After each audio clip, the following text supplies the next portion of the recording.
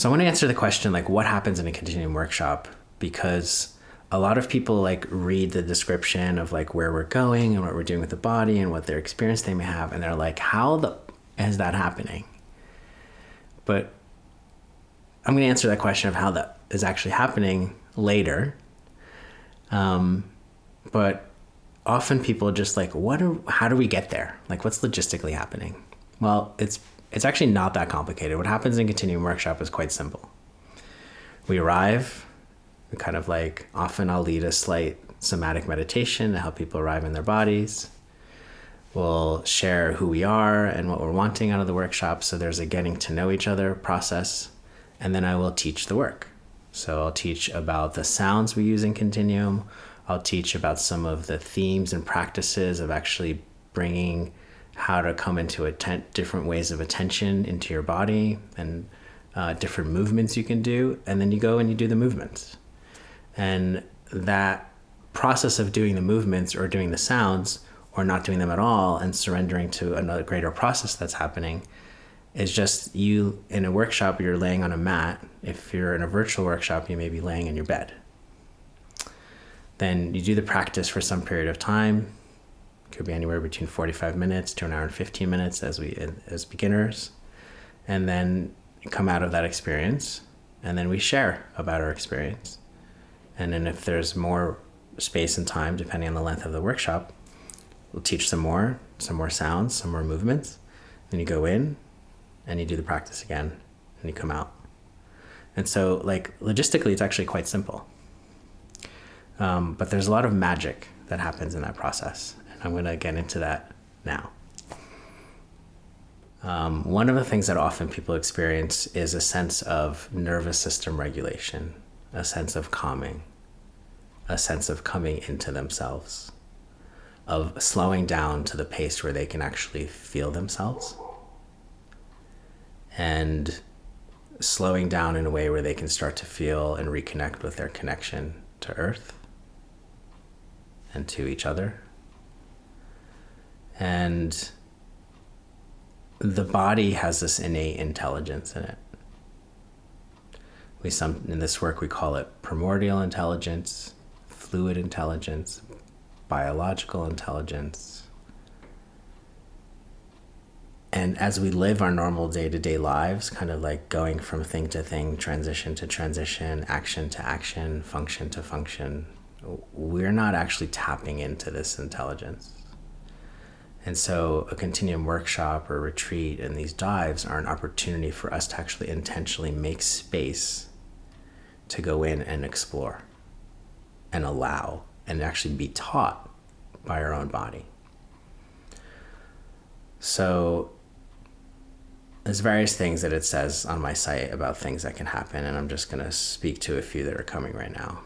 Some people will remember some childhood memories, some challenging childhood memories, some trauma.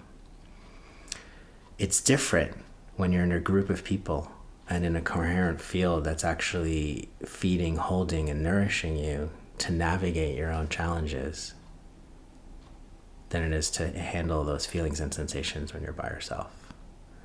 So one of the things I did in my first 10 years, a lot of, and I still do often in Continuum dives, is actually work with my own material. Work with meeting the young parts of myself, work with just giving my body what it actually needs in order to digest some history and move and evolve to the next version of myself. Sometimes people take incredible naps and just like come out reset.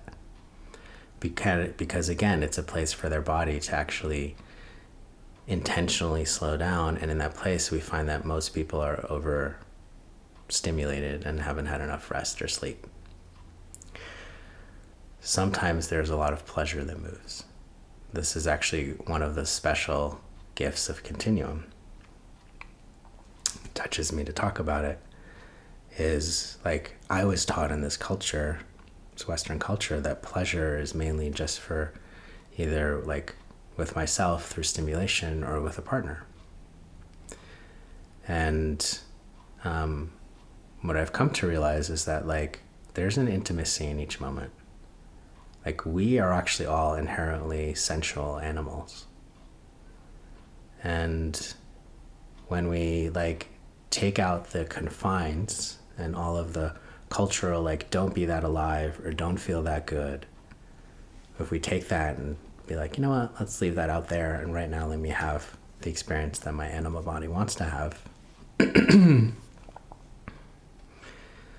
What happens is that people start to feel a sense of aliveness and pleasure just from simply like breathing and being in a coherent field, or just in coming to connection with the earth below. And so that's one of the things that happens. And the benefit of that is not just like feeling positive sensations. There's a real nourishment that life offers us that really can enrich us and feed us. And so it also has this intelligence of like, we all think like, there's a lot of people, not we all, this is kind of a big generalization statement, but a lot of people think that like trauma healing has to be like intense and dramatic, challenging. And the reality is that trauma heals in a very different way than it was put there. And so Eros, that doesn't have an agenda, that doesn't have an inherent need that happens often in attachment dynamics between partners or lovers. Eros, that's like trustable and comes from a greater continuous source of life, that moves through us with a capacity to really feed us and transform something foundational. And so that is one of the reasons I love being in Continuum Workshops, and I love holding space for that experience for people. There's a lot more I can say. And I won't. You can read more on the site and